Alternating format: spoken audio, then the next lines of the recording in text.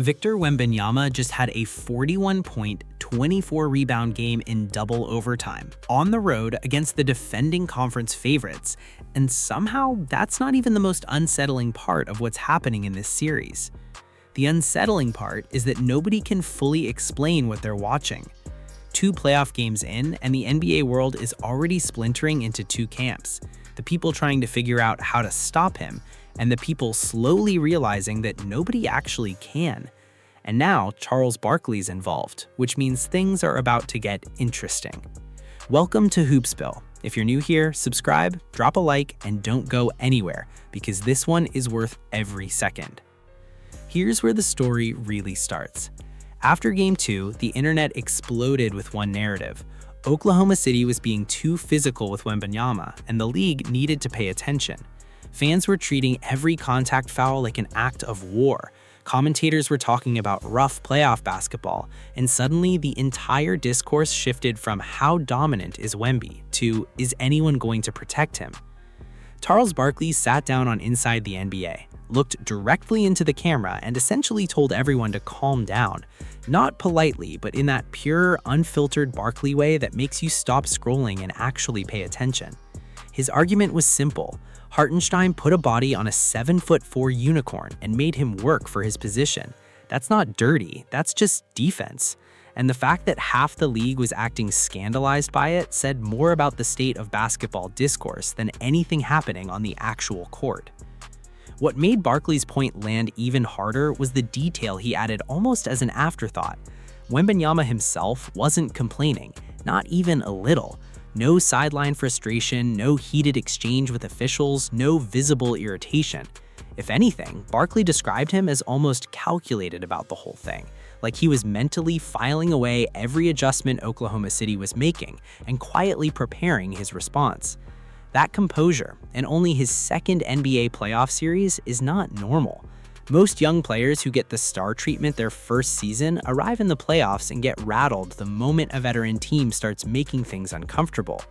Wemby looked at the increased physicality and treated it like a variable he just needed to solve for. That's a different kind of dangerous.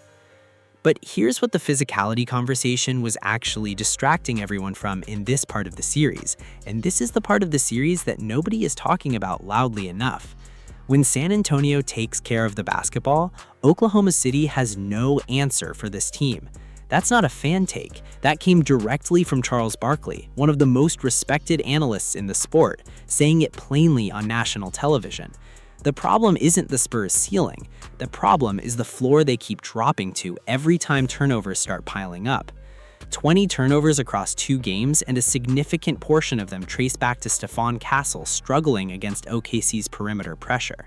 In the regular season, those mistakes are recoverable. In the playoffs, against a defense built specifically to force exactly those kinds of errors, 20 turnovers is the difference between a tied series and a 2-0 hole.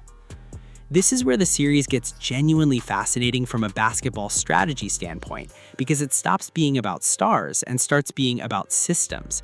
Oklahoma City's entire defensive identity in this series has been to attack the moments when San Antonio is transitioning, pressuring the ball handler before the Spurs can even initiate their offense. When that pressure works, it creates chaos, quick fouls, rushed decisions, turnovers that turn into easy buckets. When it doesn't, when the Spurs are patient and structured and actually get into their sets, the Thunder defense suddenly starts looking uncomfortable in a way that a team with their record rarely looks. The margin is that thin, and the Spurs know it. The problem is executing it consistently for 48 minutes against the most disciplined young team in the Western Conference is a completely different challenge than knowing it intellectually. What makes Wembanyama uniquely terrifying in this specific series context is that he doesn't need the offense to be clicking for him to impact the game. Game 2 is the perfect example. The Spurs were sloppy, the turnovers were real, the rhythm was off, and Wemby still finished with 21 points and 17 rebounds. Think about what that means for a moment. That's his bad game. That's him operating at reduced efficiency on a night where the team wasn't functioning, in a playoff atmosphere against a defense specifically schemed to take away his most dangerous actions. Most stars at his age would disappear under those conditions. He put up a line that would make 15-year veterans look good, and still walked off the court with people asking how you guard him. The studio breakdown on Inside the NBA went somewhere unexpected when they started rolling the highlights, because it stopped being analysis and started feeling like collective confusion. The entire crew was watching the same plays everyone else was watching, and even with all their combined experience, the reactions were just raw disbelief. Crossovers from a 7'4" player, step-through finishes with a wingspan that makes every shot attempt feel fundamentally unfair, reach-around attempts at the rim that have no business going in but somehow do. These aren't highlight moments because they're flashy. They're highlight moments because they shouldn't be physically possible from someone his size, and the league is being forced to accept that the rulebook of what big men can do has been quietly rewritten while everyone was watching. The injury situation heading into Game 3 added a completely different layer to everything, and it changed the narrative in a way nobody fully anticipated. De'Aaron Fox listed as questionable, Dylan Harper listed as questionable on the San Antonio side. Suddenly, a series about Wembanyama versus the Thunder's defensive system became a series about depth, health, and who could stay on the floor. Barkley's read on the injury picture was counterintuitive but completely logical. The Thunder are actually better equipped to absorb those absences because they spent the entire regular season rotating through injuries and developing their core identity without leaning on any single player. San Antonio missing Fox or Harper is a different problem entirely, because those two are load-bearing pieces of the offense that create space for Wemby to operate. Here's the part of this series that the statistics don't capture, and the highlights only partially show. There were moments in Game 2 when Oklahoma City's defense visibly hesitate every time Wembanyama touched the ball. Not the kind of hesitation that shows up in box scores, the kind of hesitation that shows up in body language. Defenders checking their positioning a half second too late, help side rotations that arrived a beat behind where they needed to be. The Thunder are the best defensive team in the Western Conference by a significant margin, and they were flinching. That's the detail that quietly shifts the entire power dynamic of this series, regardless of which team holds the series lead. What Barkley said next is the part that's going to live in NBA circles for a while, because it forced a conversation nobody was quite ready to have yet.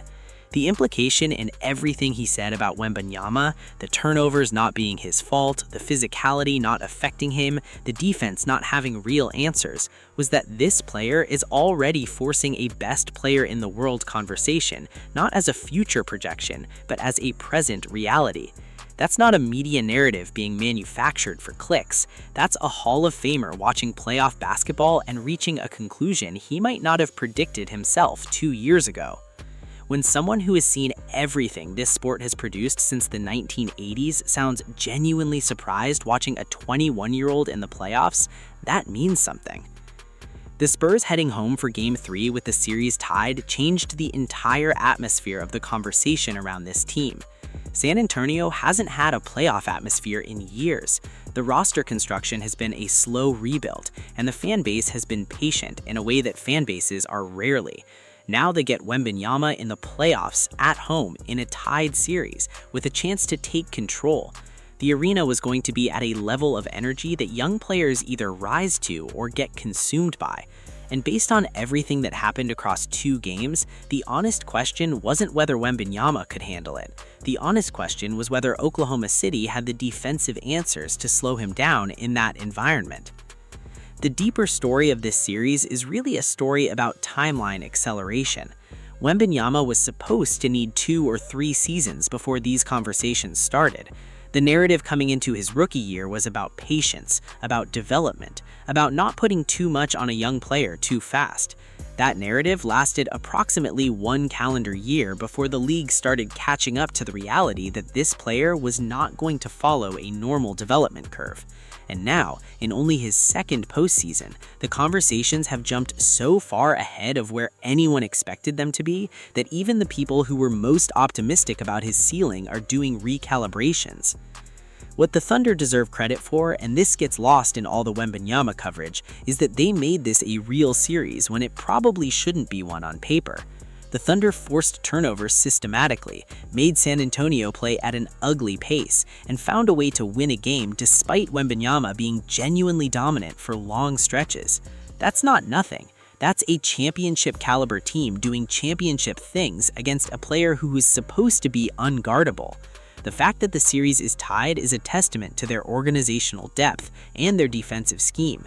The fact that Wemby still posted a near 20-20 across 2 games despite that scheme is what makes the roadmap forward so confusing for everyone involved. Here's the open question that follows this series regardless of how it ends. If Oklahoma City, with one of the best defensive systems in the NBA and 2 games of specific preparation, cannot contain Wembanyama even when he's on a team giving the ball away at a historic rate, what happens when the Spurs fix the turnover problem? That's the version of this team nobody has seen yet,